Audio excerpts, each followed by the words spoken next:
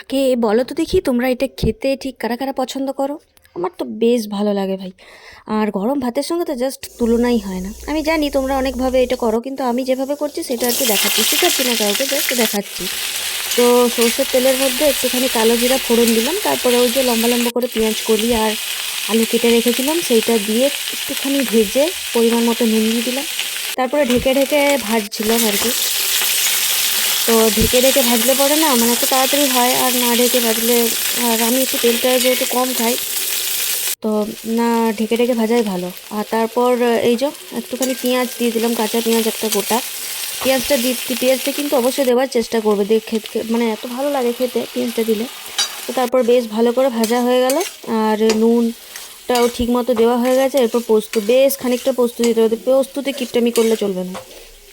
তো এই দেখো পোস্ত মোটামুটি ভালোই দিলাম, তারপরে দিলাম হচ্ছে কাঁচা লঙ্কা। কাঁচা লঙ্কা অবশ্যই একদম লাস্টে দেওয়ার চেষ্টা করবে। আর আর ইয়েটা কী বলে, সর্ষের তেল।